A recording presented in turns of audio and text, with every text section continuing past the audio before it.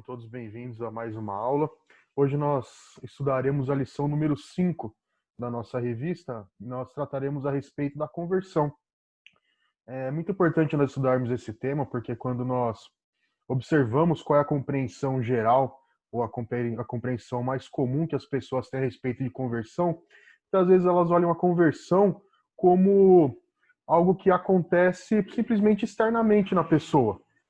Como se ela apenas ao trocar de igreja ou trocar de denominação, isso significasse uma nova conversão.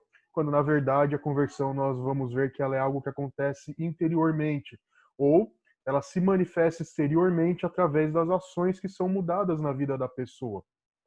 Como nós vimos nas lições anteriores a respeito do chamado eficaz e da regeneração, agora nós temos a conversão, que é a demonstração do que aconteceu na regeneração. Na chamada eficaz, Deus chama aquele que lhe pertence, e na regeneração ele transforma o interior para que a pessoa possa compreender as verdades do Evangelho e possa responder ao chamado da conversão. E a conversão é o ato em que a pessoa realmente é transformada.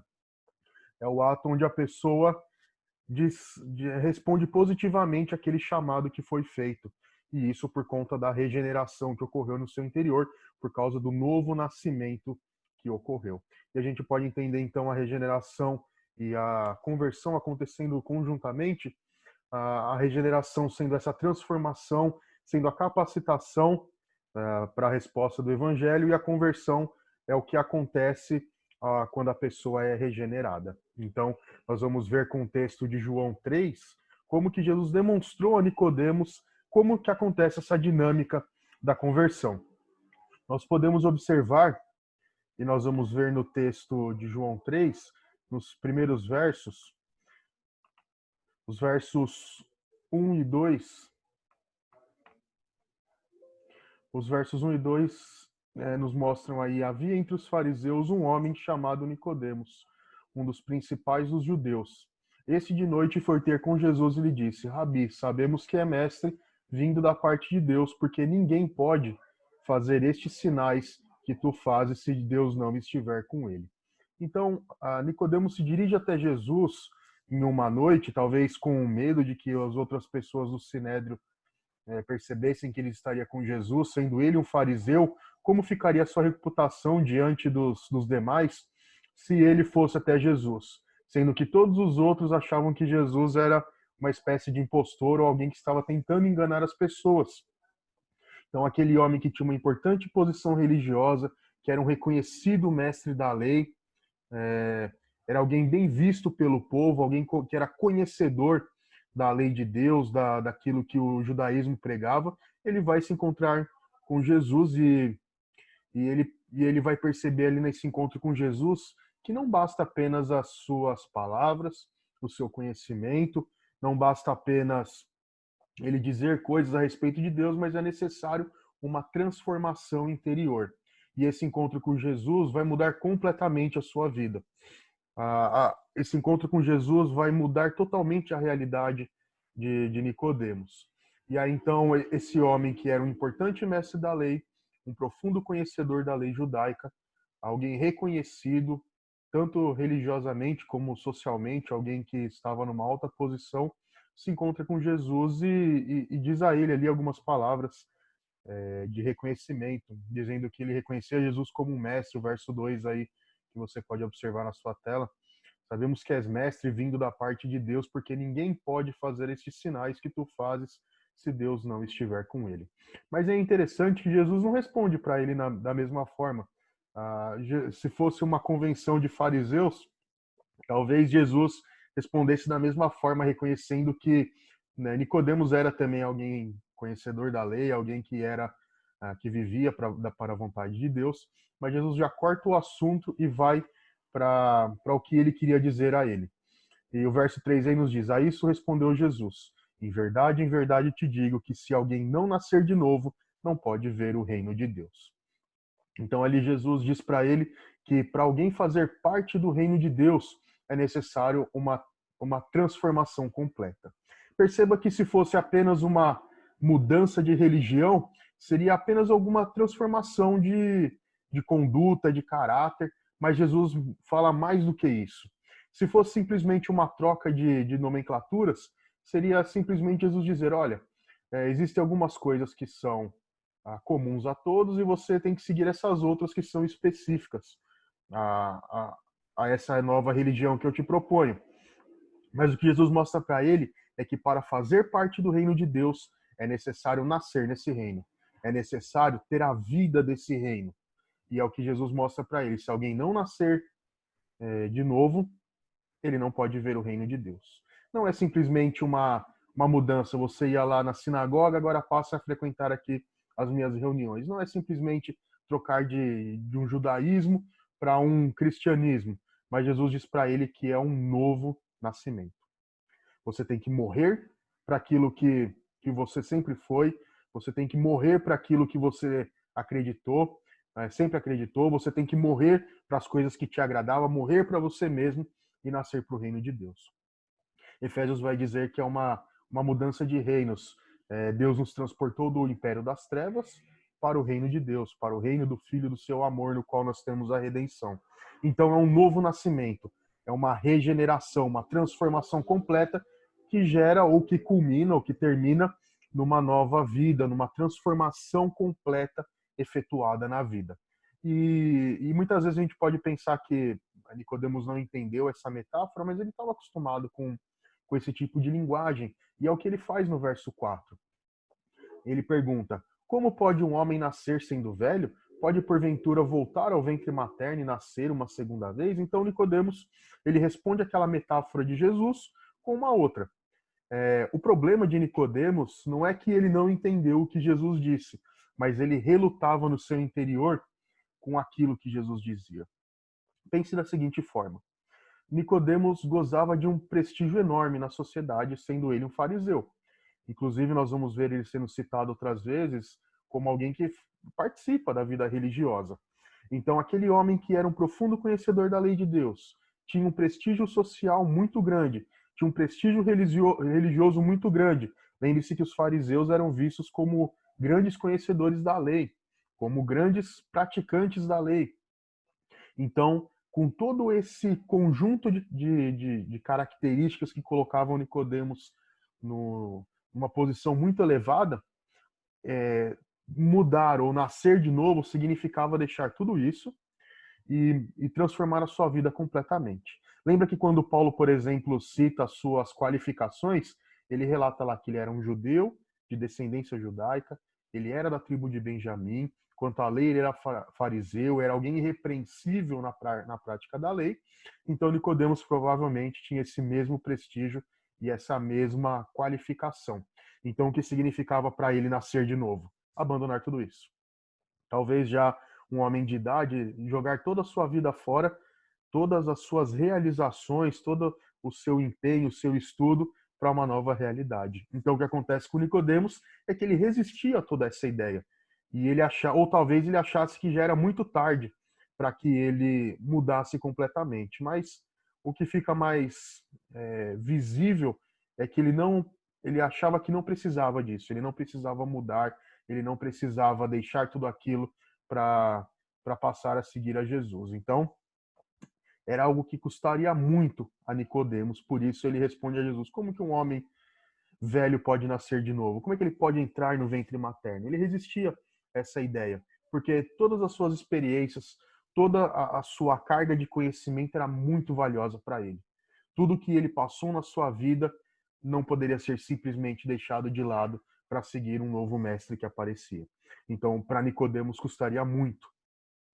Ainda mais porque ele já era um mestre reconhecido em Israel, era alguém importante, como que de repente ele deixaria tudo para trás para seguir a Jesus? Ele teria que começar do zero. Então essa a, a dificuldade com a qual Nicodemos lida.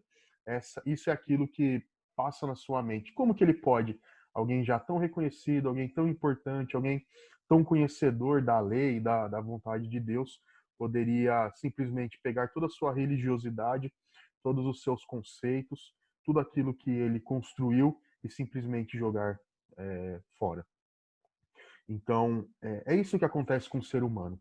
A chamada do evangelho ela requer que a pessoa abandone tudo que é mais valioso para ela. O evangelho requer, ou a conversão requer, que nós mudemos de vida. E por isso é dito que é um novo nascimento. E de fato é um novo nascimento. Porque você morre para aquela vida de pecado, morre para aquele reino das trevas e nasce no reino de Cristo. Então a conversão, ou que também pode ser chamado o nascer de novo, significa morrer e renascer. E isso inclui abandonar a velha vida e iniciar uma nova, deixar tudo para trás. E aí principalmente as coisas carnais, as coisas que são próprias de uma vida de pecado.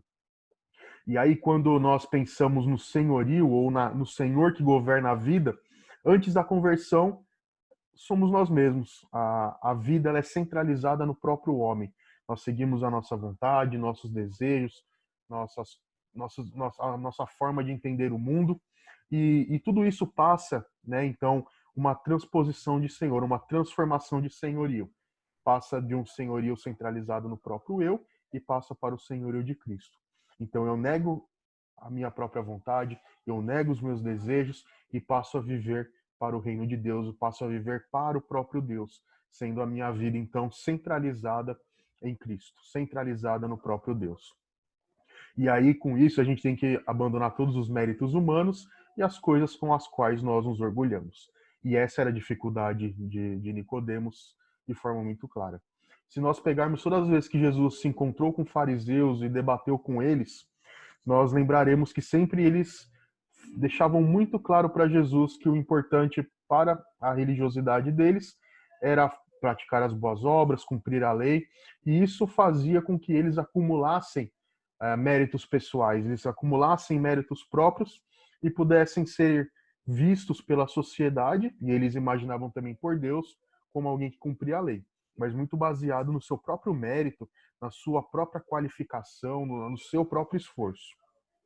E quando nós nos convertemos e deixamos de estar centralizados em nós mesmos e passamos a ser centralizados em Deus, nós percebemos que tudo isso não faz sentido nenhum e não serve para nada, porque os méritos que nos salvam são os méritos de Cristo. Os méritos humanos de nada valem com questão à salvação. E aí nós vamos perceber que as boas obras praticadas por aqueles que são convertidos são manifestações de uma vida transformada e não causam o mérito da salvação. Nós fazemos essas obras porque Deus já nos salvou e transformou o nosso interior. Então esses méritos ficam todos para trás, todas as coisas que nós nos orgulhamos, elas de nada valem porque nós passamos então a nos centralizar no próprio Deus. Então a conversão ela é isso, ela é essa transformação completa e radical. E pense em radical como a raiz, o fundamento, a estrutura. Tudo aquilo que eu mais amava, eu abandono porque eu amo a Cristo agora. Tudo aquilo que eu mais almejava, tudo aquilo que eu mais desejava, passa a ser, como Paulo diz, refúgio, coisas sem importância e sem valor nenhum, porque para mim o que mais vale agora é o próprio Cristo. Então perceba que é uma transformação radical, é uma transformação completa, é uma transformação de mente, vontade, desejos e ações. Tudo que eu sempre amei, sempre desejei, eu deixo de lado porque agora Cristo é o meu Senhor, porque agora o Senhor Jesus é o centro da minha vida e Deus é quem comanda a minha vida. E aí por isso que como nós dizemos, e como nós vemos isso, né? Tudo aquilo que me controla agora é de acordo com a vontade de Deus. Por isso que eu não posso pensar de acordo com os padrões mundanos. Por isso que eu não posso pensar de acordo simplesmente com a filosofia ou com a ciência humana. Mas à medida que essas coisas elas negam a Cristo, eu não posso usá-las como fundamento de vida. Eu não posso usá-la como o meu único fundamento, mas todas as coisas elas são validadas e analisadas a partir dessa nova perspectiva. Então, a primeira ideia que a revista nos dá, ou que a conversão nos dá, é de que ela é uma transformação completa. O ser completo é transformado, e por isso que renascer é começar uma nova vida. Todas aquelas coisas são deixadas para trás e eu começo uma nova vida. Mas uma outra coisa importante que nós temos no processo de conversão, ou na conversão, é que ela é uma genuína experiência espiritual. Ao ser colocado isso diante de Nicodemos, Jesus pergunta para ele, ou argumenta com ele no verso 5: em verdade te digo, quem não nascer da água e do Espírito não pode entrar no reino de Deus. Então, tudo aquilo que Nicodemos se baseava, tudo aquilo que Nicodemos acreditava ser a verdadeira fé em Deus, né? O verdadeiro judaísmo, ele entendia como algo dependente do ser humano. Ele dependia como algo meritório, algo que ele pudesse fazer para obter esses métodos. Mas o que Jesus mostra para ele é que não. É que para alguém nascer de novo, para alguém ser uma nova criatura, ele precisa nascer da água e do Espírito. Ele não depende de uma própria ação humana. E aqui nós temos provavelmente duas figuras: a água sendo o batismo de João e o Espírito sendo o batismo de Jesus. A água e o Espírito. Então é um nascimento de Deus, é um nascimento que depende de Deus e não depende do ser humano. E esse novo nascimento, ele só é possível pela ação do Espírito Santo. O homem não pode nascer por si só. E por isso é reconhecido como uma genuína experiência espiritual. Pense da seguinte forma: pense no nascimento de uma criança. Ela não pode gerar a si mesma. Ela não pode decidir vir à vida. Mas ela é gerada e depois do período de gestação ela nasce. Da mesma forma, todo aquele que é nascido de Deus é gerado pelo próprio Deus e não é atuante nessa questão, não é atuante no seu próprio nascimento. Então, o novo nascimento, da mesma forma, depende exclusivamente de Deus, depende da ação divina por meio do Espírito Santo. O homem não pode nascer de si mesmo e, por isso, é uma genuína experiência espiritual e não algo humano. Só que quando a gente olha para a realidade muitas vezes pregada por aí, nós vemos que as pessoas elas não desejam simplesmente esse tipo de ação que não depende dela, mas ela quer algo que ela possa provar, que ela possa experimentar. E aí nós vemos pessoas buscando experiências magníficas de verem alguma coisa, de verem uma folha brilhante, de verem anjos, ou seja lá o que for. Elas querem ver, elas querem provar, elas querem tocar algo que seja visível para elas. Elas não querem simplesmente uma realidade espiritual que seja invisível, mas elas querem tocar, elas querem provar, elas querem poder depois dizer: olha, eu vi um anjo, eu vi uma fogueira misteriosa no monte quando eu fui orar. Elas querem esse tipo de experiência. Mas a conversão, ela é algo completamente espiritual e é a maior experiência espiritual que alguém pode passar. Isso porque ela é a intervenção direta do poder de Deus sobre a vida da pessoa. E isso faz com que ela seja capacitada para deixar aquela velha vida e receber a nova vida. Essa transformação que Deus nos faz em nós muda completamente o nosso caráter e a nossa vida como um todo. Então, por isso que a conversão é uma experiência magnífica. É algo que supera tudo que nós podemos passar, porque é Deus agindo diretamente na nossa vida. Deus agindo diretamente na minha vida, na sua vida, transformando completamente a nossa experiência de vida e o nosso caráter. E por isso nós devemos reconhecer a importância do Espírito Santo nisso. A função do Espírito Santo ela é de dar a vida. Se você pensar no momento da criação, o relato de Gênesis diz que o Espírito de Deus pairava sobre as águas. E enquanto o Espírito pairava ali, foi sendo criado todas as coisas. Então, o Espírito Santo agindo ali na criação. Da mesma forma, quando nós lembramos do relato da concepção de Jesus, nós vemos que Maria foi envolvida com a sombra do Espírito e também gerou a Jesus. Então, dessa forma, a gente vê muito claro que a função do Espírito Santo é dar a vida. E mais ainda, quando nós olhamos para a vida nova do convertido, nós vemos que ele também agiu para que a pessoa tivesse vida. E a gente vê isso em Efésios 2:1, que ele nos deu vida quando nós estávamos mortos em delitos e pecados. E aí o Espírito Santo ele age dando a nova vida, regenerando, gerando de novo. E isso é como um ato criador. O novo nascimento é um ato de recriação, porque alguém que estava morto é dado a ele de novo a vida, ou é dado a ele uma nova vida. Então, esse ato do Espírito Santo é um ato de recriação. Assim como ele criou, esteve ativo na criação, como gerou a Jesus também na vida, a vida nova que ele dá é um ato de recriação e de dar a vida. Então, o Espírito Santo é fundamental no processo de salvação. Mas observe os versos 6 a 8, que Jesus complementa ainda, dizendo que o que é nascido da carne é carne, e o que é nascido do Espírito é Espírito. Não te admires de eu te dizer, importa-vos nascer de novo. O vento sopra onde quer, ouves a sua voz, mas não sabes de onde vem, nem para onde vai. Assim é todo aquele que é nascido do Espírito. O que a gente vê nesses versos? Que a nova vida é uma transformação radical da essência da pessoa. Observe o verso 6, que todo aquele que é nascido da carne é carne, e o que é nascido do Espírito é o Espírito. E isso é uma transformação. O que ele quer dizer com isso? Que a carne, ela tem na sua extensão, na sua dimensão de vida, o que é comum a todos os seres humanos. E o ser humano, ele não pode ir além disso sozinho.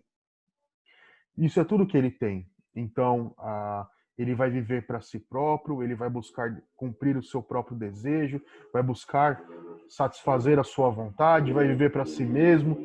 E esse é o que é nascido da carne, que não considera as realidades divinas, que está caminhando para a perdição, que deseja praticar o pecado, que deseja praticar o que é mal, justamente ou simplesmente para que ele se sinta satisfeito, para que ele se sinta saciado. Então, aquele que é nascido da carne vai praticar as coisas da carne, vai mentir, vai furtar, vai se prostituir, vai buscar fazer as coisas que o mundo que agrada ao mundo e que agrada a ele mesmo. Ele não consegue olhar para cima. A sua visão é simplesmente horizontal. Ele não consegue olhar para o alto. Ele não consegue olhar para Deus. Mas ele só olha para a dimensão terrestre, para a sua própria dimensão. Mas aquele que é nascido do Espírito, ele consegue compreender as realidades espirituais. Ele consegue olhar para cima e ver o Senhor. Ele consegue olhar para cima e ver a sua necessidade de um Redentor. Porque ao olhar para o horizontal, ele vê a sua indignidade. Ele olha para os seus próprios pecados e vê que ele somente pode receber a condenação. Ele olha para a sua realidade e vê que sem um Salvador ele está perdido. E ao olhar para cima vem a esperança de redenção. Então o que é nascido da carne só consegue olhar no seu próprio nível, na horizontal, mas o que é nascido do Espírito consegue compreender as realidades espirituais. E nesse sentido, então, olhar para o alto e ver a graça de Deus que pode ser derramada sobre ele, que é derramada sobre ele. Então, essa pessoa que nasce do Espírito, ele tem toda a sua vida redirecionada. Ele compreende a sua realidade de miséria e pecado. Ele compreende a sua necessidade de redenção. E ao olhar para o Senhor, ele consegue ver o Redentor que pode solucionar o seu problema. E aí, essa pessoa que é nascida do Espírito, ele tem a vida divina implantada nele. E ele não é mais carnal, mas ele passa a ser também espiritual. Espiritual no sentido de que ele compreende as verdades do Evangelho e é transformado pelo próprio Senhor. Então, a segunda coisa que nós vemos, então, de forma muito clara, é que a conversão é uma experiência espiritual ímpar. Ela é a maior experiência que alguém pode passar, porque ela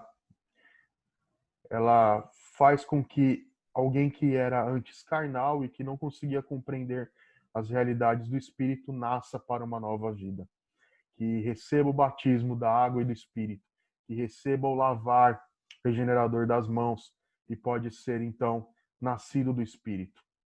E é por isso que Jesus completa a respeito do Espírito Santo: não te admires, verso 7, eu te dizer, importa-vos nascer de novo. Não era para alguém participar do reino de Deus, não era pelos seus próprios méritos, mas pela ação direta do Espírito Santo. Importa-vos nascer de novo, é necessário nascer de novo. E o verso 8 deixa claro que a ação do Espírito Santo é necessária. O vento sopra para onde quer, ouves a sua voz, mas não sabes de onde vem nem para onde vai. Assim é todo o que é nascido do Espírito. Então o Espírito Santo ele age nos eleitos de Deus, não porque eles merecem, não porque eles têm méritos, não porque eles obtiveram alguma coisa diferente, mas porque o Espírito Santo age de acordo com a sua vontade, com a vontade de Deus. Então, nós vemos então essa transformação radical, essa transformação, essa nova vida, esse nascer de novo, sendo obra do Espírito Santo e sendo uma realidade espiritual, a mais importante realidade espiritual. Aí nós vamos pular alguns versos do capítulo 3 e vamos para os versos 14 e 15, que é onde Jesus diz a Nicodemos o que é necessário para alguém, ou que o arrependimento verdadeiro é necessário para essa transformação. Os versos 14 e 15, do modo porque Moisés levantou a serpente no deserto, assim importa que o Filho do Homem seja levantado, para que todo que nele crê tenha vida eterna. Quando nós lembramos o evento da serpente de bronze, que está relatado em Números 21, versos 4 a 9, nós vemos lá que Deus estava guiando o povo pelo deserto, Deus providenciava para aquele povo alimento e água, e um dia eles murmuraram contra Moisés e contra o próprio Deus. Então Deus manda para eles uma praga de serpentes abrasadoras ou serpentes venenosas. E à medida que aquelas serpentes fossem picando as pessoas, elas morriam, não havia salvação para elas, porque não haviam remédios, não havia cura. E o povo, então, que antes murmurava, que desejava voltar para o Egito e voltar para aquela situação, mostrando ou dizendo para Deus que eles preferiam serem escravos do que continuarem naquela condição, eles então, quando eles percebem a praga, eles clamam a Moisés por socorro. Então Moisés intercede a Deus e Deus manda que ele construa uma serpente de bronze que seria o antídoto para que eles pudessem ser curados. E aí quem olhasse para a serpente de bronze era curado. Então aquela serpente foi colocada no alto de um mastro e as pessoas deveriam olhar com ela esperando serem curadas. E foi o que aconteceu. O relato bíblico nos diz que à medida que as pessoas olhavam para aquela serpente de bronze, elas eram curadas.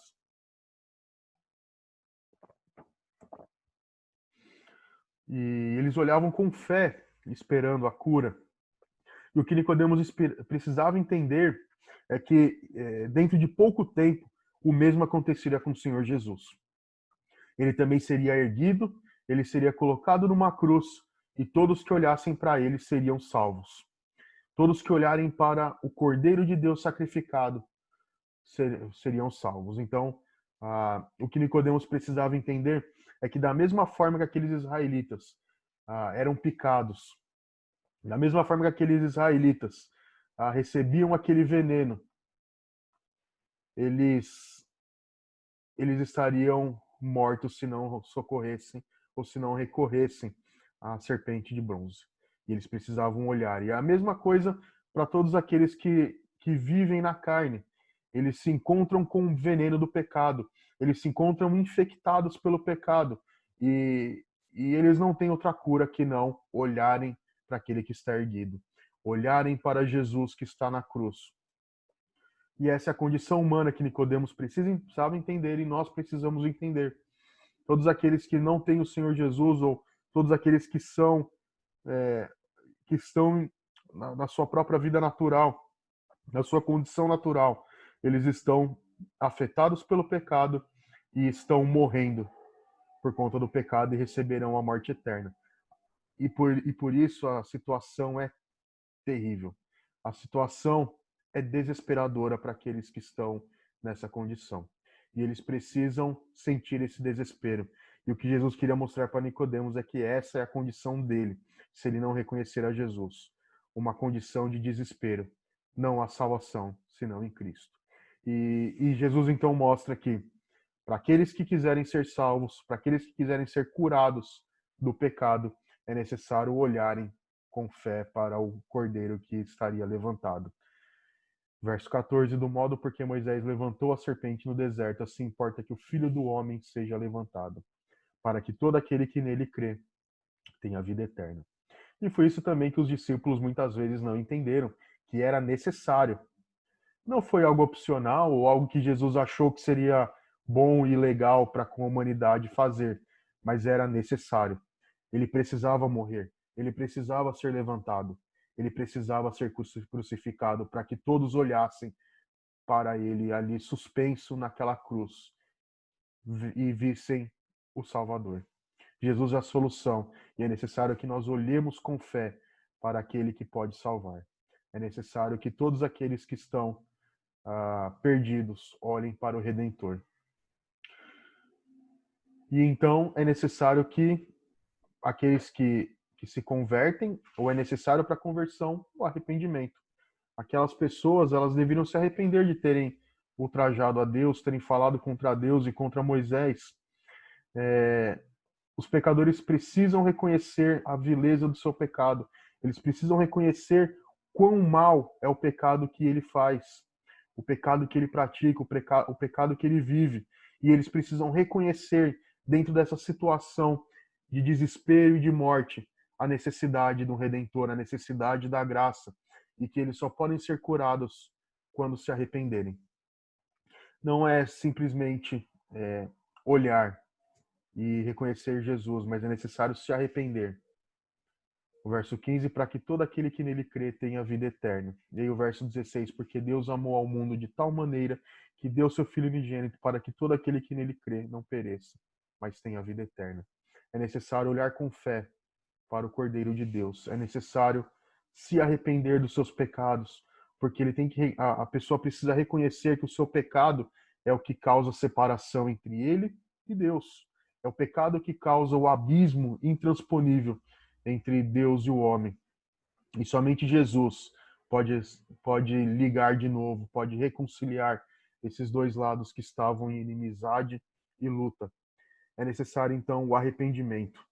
É necessário o arrependimento verdadeiro.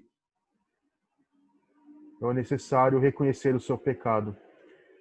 E no arrependimento verdadeiro está tanto a tristeza pelo pecado quanto a esperança em relação ao futuro. Um exemplo disso está na vida de Judas e de Pedro. Se nós observarmos, os dois pecaram contra Jesus. Os dois traíram Jesus. Se você se lembrar, Pedro nega 3 vezes Jesus quando Jesus estava sendo interrogado, e Judas tinha feito isso antes ao vender Jesus por 30 moedas de prata. Mas o que nós precisamos ver, a diferença entre os dois, é que Pedro ele chorou amargamente quando percebeu que ele tinha feito o que Jesus disse que ele faria, que era negar. Quando ele ouve o galo cantar, ele chora amargamente. E depois ele permanece com os demais discípulos. E quando é anunciada a ressurreição de Jesus, ele é o primeiro a correr para o túmulo, em busca talvez de uma restauração ou desejando ver o Senhor Jesus de novo. Ao passo que Judas, ele sentiu remorso, mas ele não buscou o perdão. Ele sentiu remorso, foi até os principais sacerdotes, tentou devolver o dinheiro, e quando eles rejeitam, ele joga aquelas moedas no templo e vai se enforcar.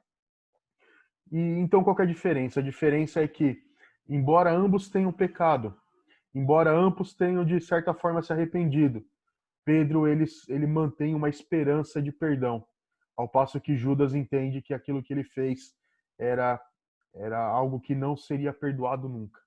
Então, quando eles olham para frente, Pedro tem a esperança do perdão, ao passo que Judas simplesmente vê a, a condenação. Ele não consegue olhar para frente e ver a redenção. Ele não consegue olhar para frente e ver o perdão que Jesus poderia dar. Então, o que ele faz é desesperar-se pelo que ele havia feito e acabar com a sua vida. Ao passo que Pedro deseja o perdão e tem esperança de que isso aconteça. E que foi o que aconteceu mais para frente, quando Jesus fala com ele e pede para que ele cuide das ovelhas dele. Então, é necessário que aquele que se arrepende tenha esperança com relação ao futuro. Olhe para o pecado, veja-o como quão perverso ele é, quão mal que ele é, mas ele olha para o futuro e deseja o perdão e tem esperança quanto ao perdão, que é isso que Jesus faz. Perdoar, pecadores, que genuinamente se arrependem, que genuinamente se envergonham daquilo que fizeram, confessam diante de Deus e buscam não fazer mais isso, que buscam o perdão, que buscam a reconciliação com Deus e abandonam completamente esses pecados. E aí o que nós vemos é que o arrependimento ele envolve três elementos: o aspecto intelectual, emocional e volitivo, ou da vontade. O aspecto intelectual ele envolve o conhecimento da santidade e da justiça de Deus e das próprias faltas, conduzindo ao entendimento de que sem arrependimento não se pode subsistir na presença de Deus. Então, no elemento intelectual, nós vemos o quanto Deus é santo. Vemos a manifestação da sua lei mostrando essa santidade dele. Nós entendemos quem é Deus, o que ele faz e o que representa o pecado nessa relação. Então entendemos a santidade de Deus e a vileza do pecado. Em contrapartida, nós olhamos para a nossa condição e quando comparamos a nossa realidade com a realidade divina, nós vemos quão mal nós somos. Nós olhamos para a justiça de Deus e olhamos para a nossa injustiça e compreendemos que nós somos pecadores. E aí olhamos para isso, reconhecendo que para haver a reconciliação somente em arrependimento e somente pela graça de Deus nós podemos de novo ter esse relacionamento. Então o elemento intelectual nos faz compreender quem é Deus e quem somos nós. O elemento intelectual nos ajuda a ver a justiça de Deus e quão longe nós estamos disso. E isso nos leva ao arrependimento. Porque aí a pessoa vai entender que ela não pode subsistir na presença de Deus, que ela não pode permanecer na presença de Deus com o seu próprio pecado. O elemento emocional, ele representa a tristeza sincera por causa do pecado em si, não somente pelas consequências dele, mas pelo que ele representa diante de Deus como algo ofensivo a Deus. Então, o elemento emocional, ele nos faz ver o que é o pecado diante de Deus, o que ele causa. Que o pecado, ele causa separação entre Deus e o homem, que o pecado, ele causa a condenação, que o pecado causa a morte. Então, a pessoa consegue, por meio das suas emoções, reconhecer o que é o pecado, não simplesmente temendo as consequências dele. Porque isso é muito comum, nós vemos pessoas se arrependendo porque vão ter que pagar pelo seu crime. Pense numa pessoa que cometeu um crime e está indo para a cadeia. O medo que ela tem, ou o arrependimento dela, não é que ela fez aquele ato, mas que ela foi pega. Então, o elemento emocional, ele nos faz, do arrependimento, ele nos faz olhar para o pecado e ver o que ele representa diante de Deus. Ver o pecado como algo que ofende a Deus, porque é algo totalmente contrário à vontade de Deus. Então, esse elemento emocional nos faz compreender o que representa o nosso pecado diante de Deus. E o terceiro elemento, o volitivo, ou o elemento da vontade, ele tem a ver com a devida reação que se espera da pessoa, que é o afastamento do pecado numa mudança interior e exterior. Então, quando nós falamos de vontade, ela é o que nos governa. Se nós pensarmos nas nossas vontades ou naquilo que nos guia, nós veremos que muitas vezes são motivos pecaminosos que nos levam a fazer alguma coisa. A nossa vontade que nos guia é algo contrário àquilo que Deus requer. Então, o elemento da vontade com relação ao arrependimento é a reação daquilo que se espera de uma pessoa, que é, a partir do momento que ela viu o pecado, que ela viu que aquilo é contrário àquilo que Deus ensina na sua palavra, que é algo que é contrário à essência do próprio Deus, que é contrário aos atributos de Deus. Ela se arrepende, porque ela vê que aquilo é uma ofensa contra Deus. Então a sua vontade é transformada e ela passa a não fazer mais aquilo. Ela se arrependeu e ela deixa. A vontade é o deixar, é a reação. Uma vez que nós nos arrependemos, a vontade ela faz com que nós deixemos o pecado, que nós abandonemos tudo aquilo que nós fizemos e acabamos de confessar a Deus. Então é o afastamento desse pecado.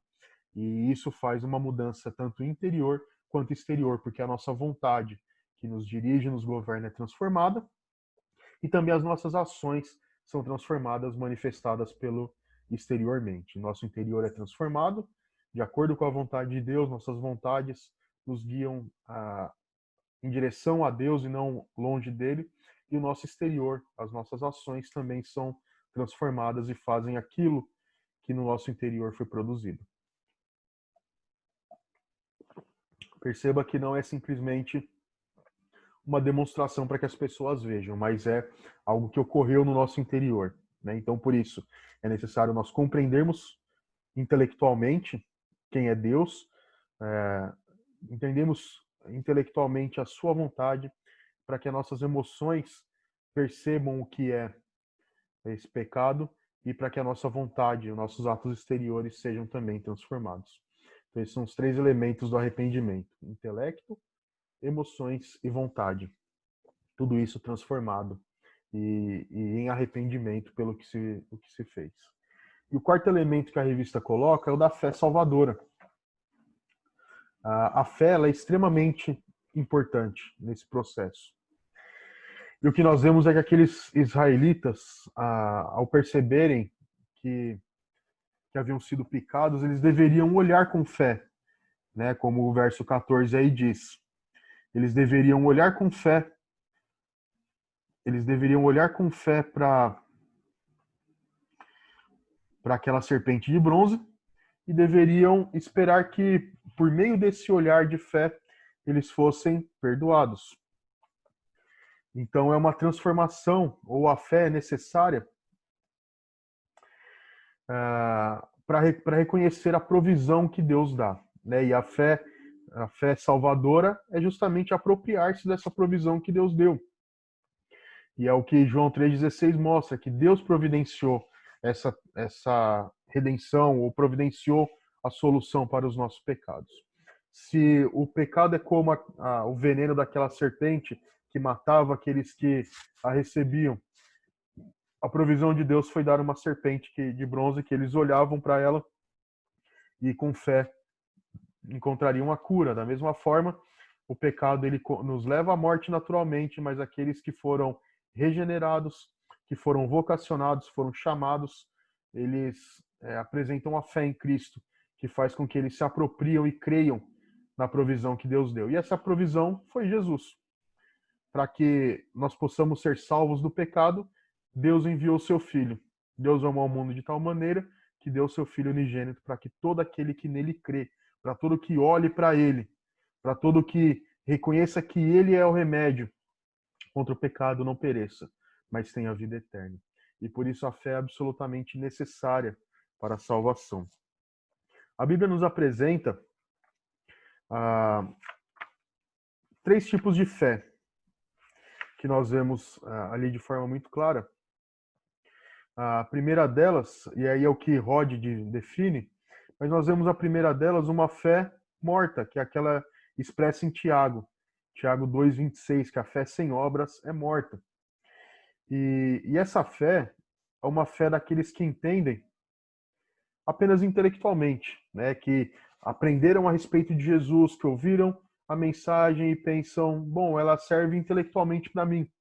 Eu preciso somente compreender as verdades de Deus, eu preciso entender e isso me basta. Mas não. Como nós vimos, é necessário uma transformação, é necessário uma nova vida.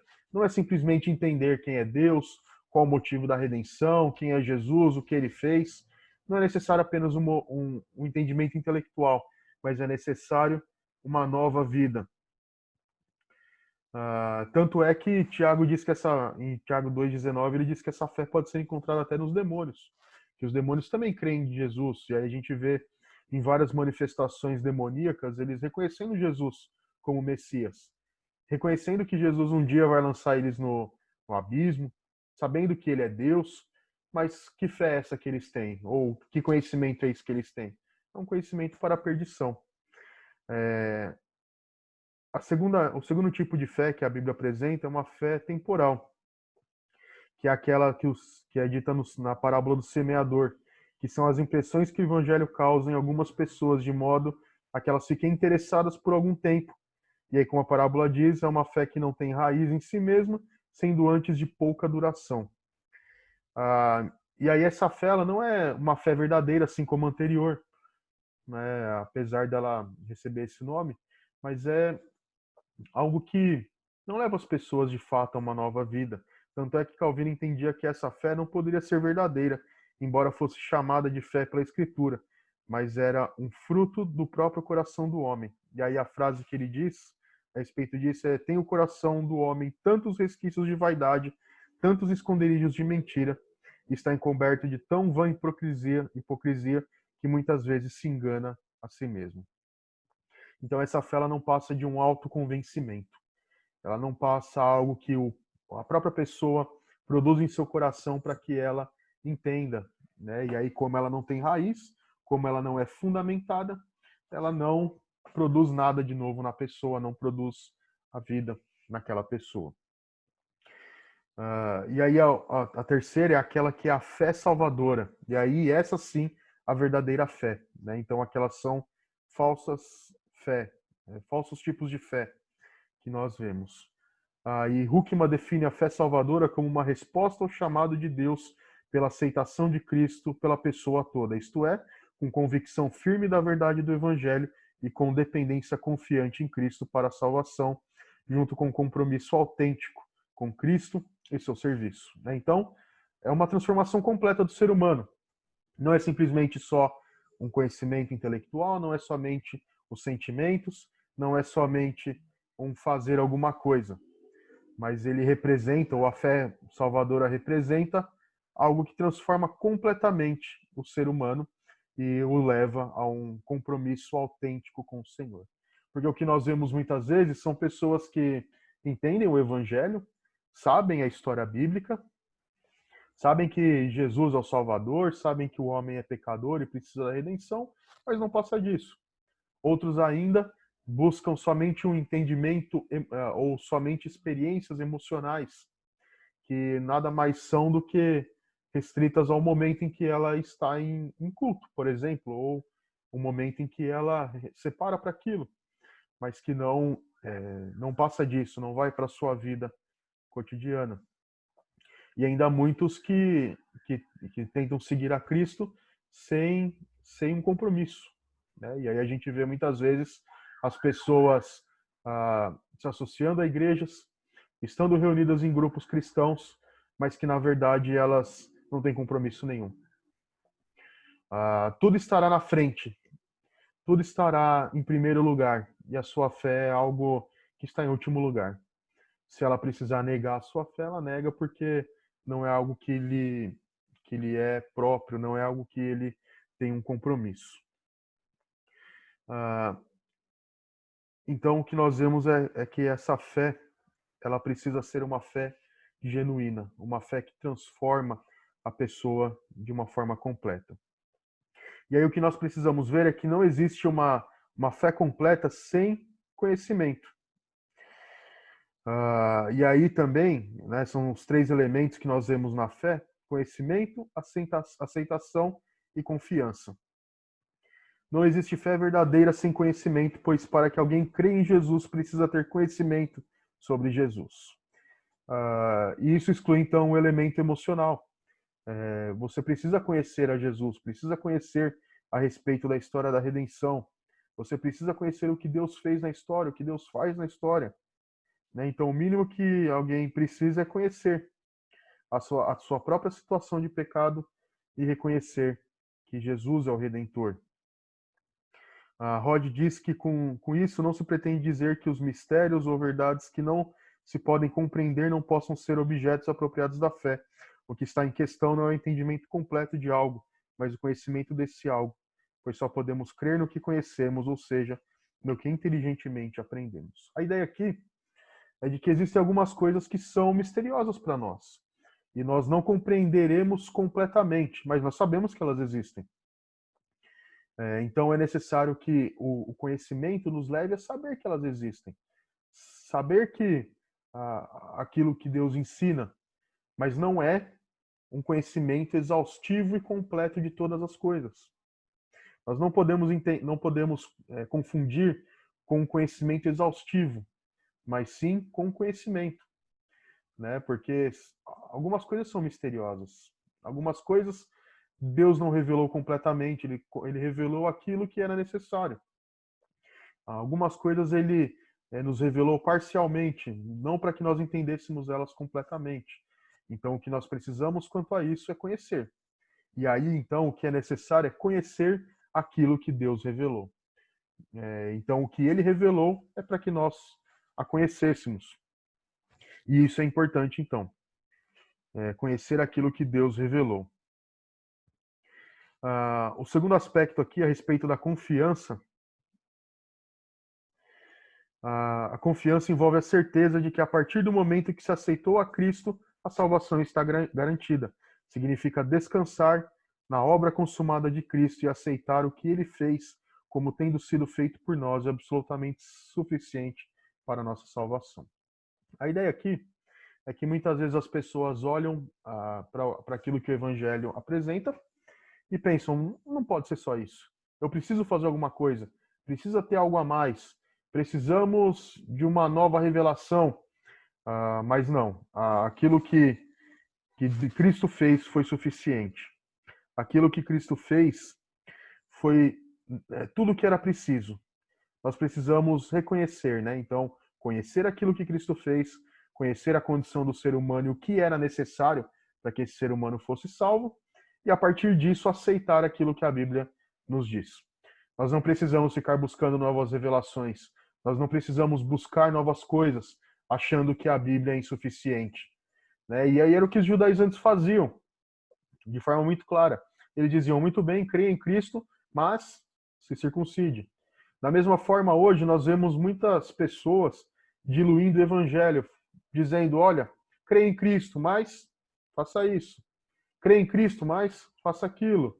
Use esse tipo de roupa, faça essa peregrinação, suba ao monte, compre isso, compre aquilo. Tenha essas relíquias aqui, tenha esses santinhos. Não. Nós precisamos conhecer e aceitar aquilo que Cristo nos ensina. A obra da redenção foi suficiente e não precisa de nada mais. E o outro aspecto de aceitar, ou a aceitação, ou a confiança, na verdade, confiar plenamente em Cristo. Confiar na obra redentora. Né? Então aqui nós temos a aceitação e a confiança. E aí a aceitação refere-se à necessidade de concordar com os ensinos da Escritura a respeito do pecado e da forma como Deus decidiu salvar o homem. Né? Então, a aceitação e confiança aí de forma muito próxima. A aceitação, né, era o que eu estava dizendo, né? Na verdade, eu confundi um pouquinho aqui, mas a aceitação também tem a ver com isso. Aceitar aquilo que Cristo fez, aceitar a obra, aceitar aquilo que ele fez. E a confiança, confiar que isso é suficiente. Né? Então, são conceitos muito próximos, a aceitação e a confiança. Aceitação, aceitar aquilo que Cristo fez, o que a verdade bíblica nos mostra que era necessário, e confiar nelas.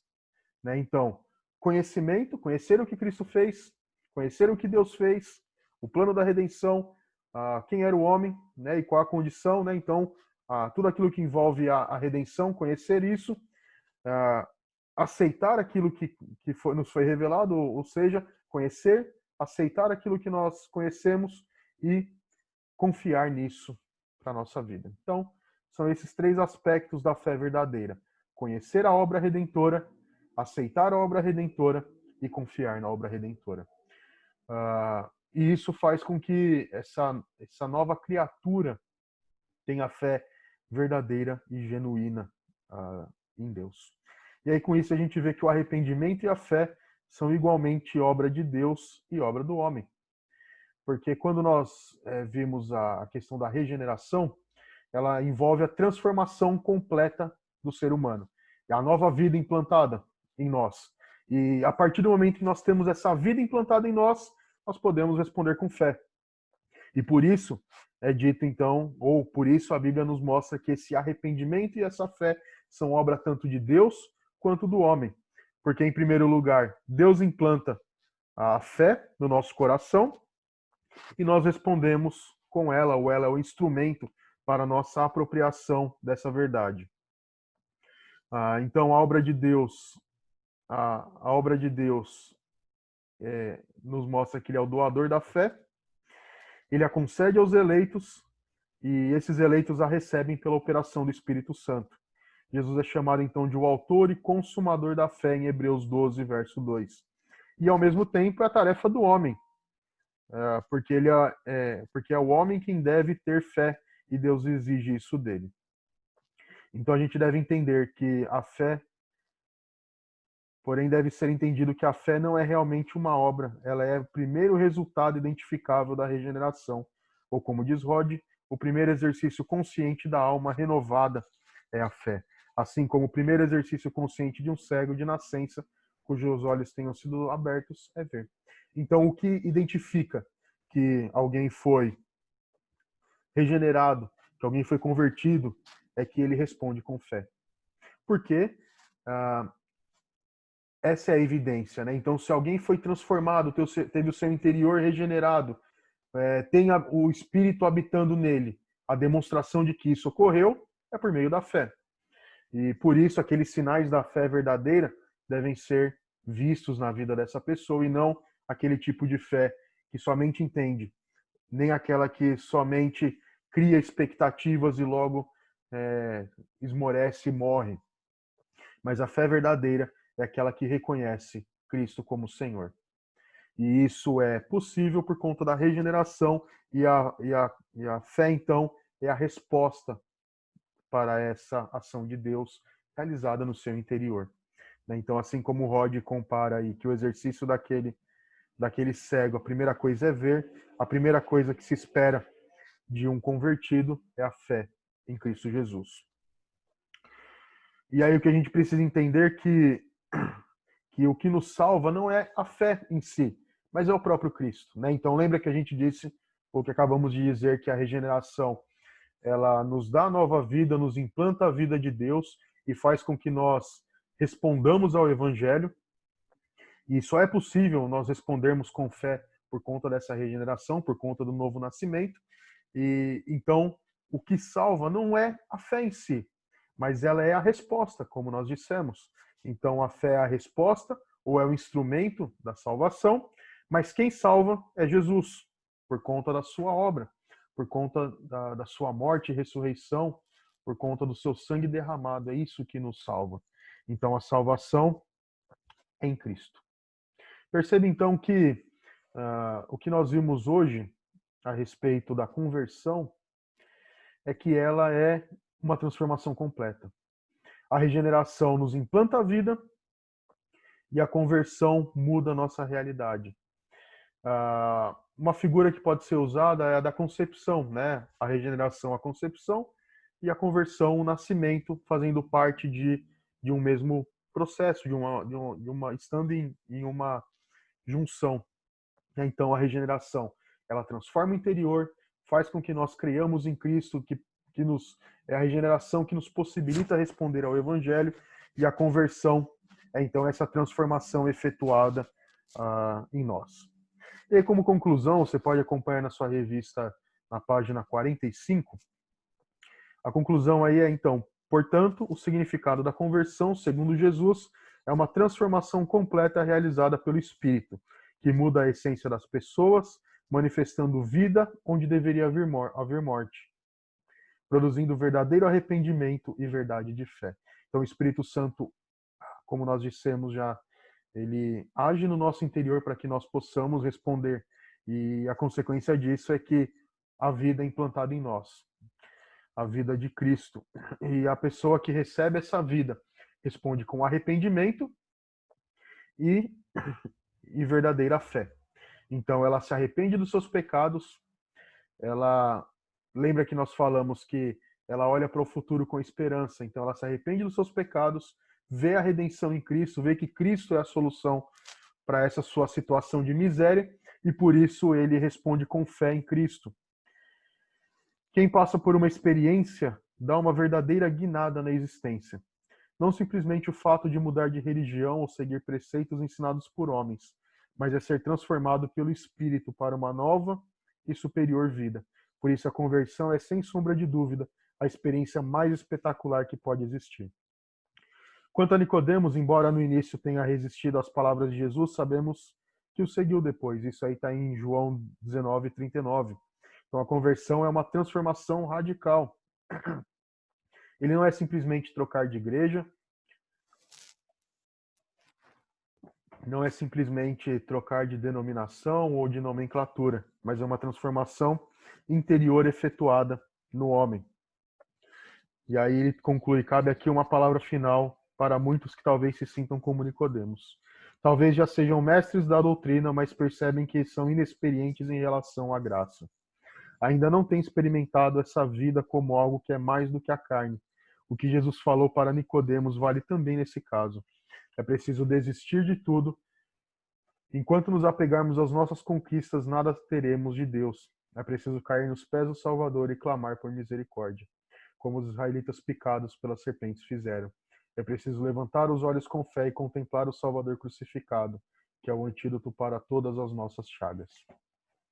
Então, o exemplo de Nicodemos é de alguém que conhecia a, a lei de Deus, alguém que conhecia aquilo que Deus havia proclamado ao povo de Israel, mas ele não conhecia a graça.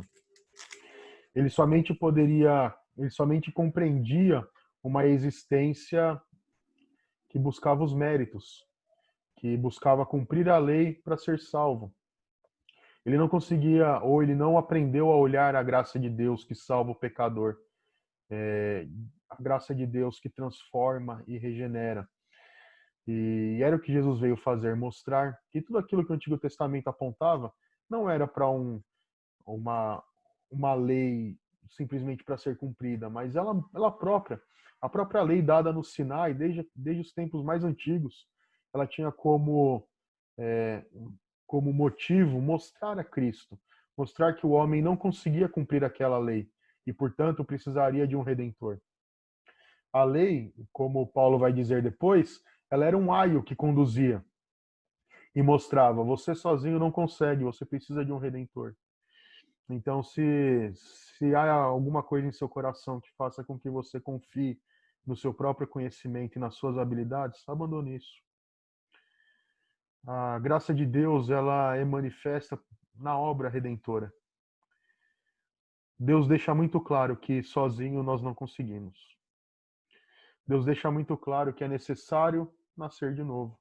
Não é necessário cumprir ritos, cumprir obrigações, mas todas essas coisas elas são condicionadas a uma transformação interior. As boas obras que nós podemos praticar, as boas ações que nós podemos fazer, elas são reflexo daquilo que foi efetuado no nosso coração. Elas não são a causa da salvação, mas elas são o fruto da salvação. A conversão nos mostra que sem o Espírito Santo agindo em nosso interior, sem a ação direta de Deus, nós não podemos responder com fé. E, portanto, a conversão ela é uma transformação de essência, uma transformação do interior do ser completo, de modo que todo o nosso ser é transformado.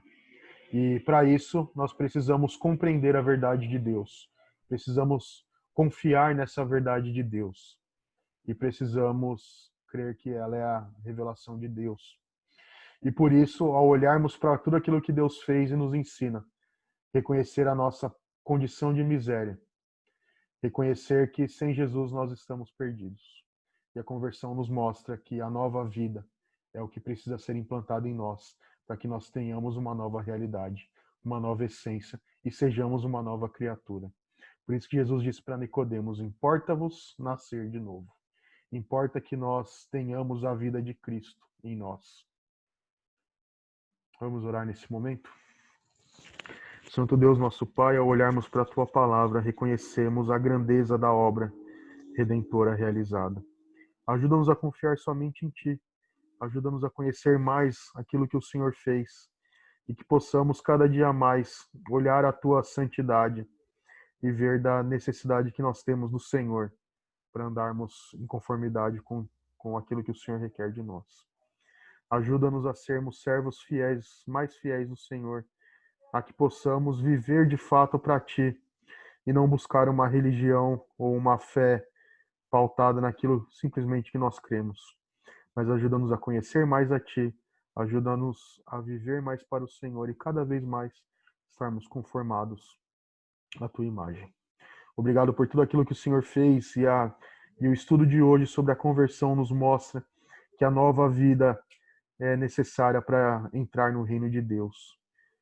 Que nós possamos, Senhor, sermos gratos. E se nós ainda estamos andando longe do Senhor, ajuda-nos a nos arrependermos e socorrer a Ti com fé verdadeira. Muda o coração daqueles que ainda não foram transformados. Oramos a Ti em nome de Jesus. Amém.